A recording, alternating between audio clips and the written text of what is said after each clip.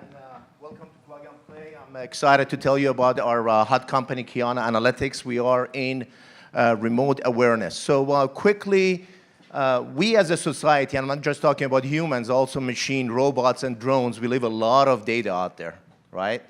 And it's funny because I used to work in my neighborhood and it used to be a sign lost cat. I see lost drones now, right?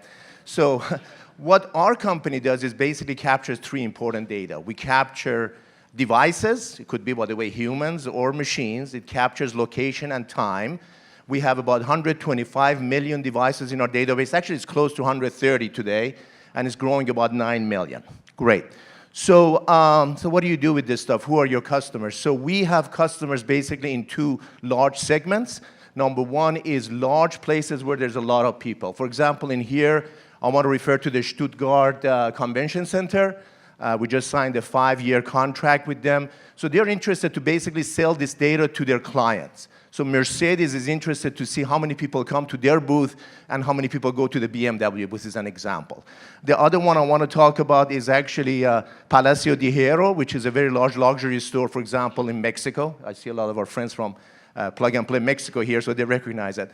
But what I'm really excited to announce today is that Department of Homeland Security for passenger identification and also basically location analysis has selected Kiana.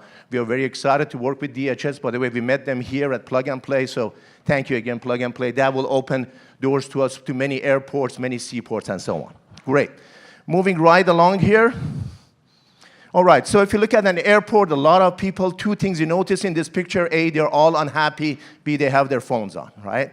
So most people, they log in with their information, but notice what? A lot of people do not log in. They're just walking around with their phone on. What we have done, and we have patented the technologies that we can identify every device out there. For those of you who are familiar with the Apple iOS, we have actually a patented technology to get around Apple iOS in there, right? For those of you who have invested in beacons, bad move.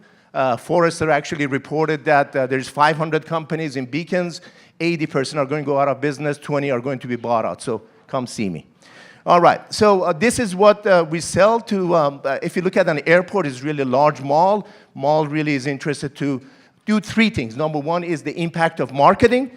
The second one, lease optimization. But last but not least is physical security. And I'm going to talk more about physical security. By the way, one thing that airports and airlines have told us is lost passenger.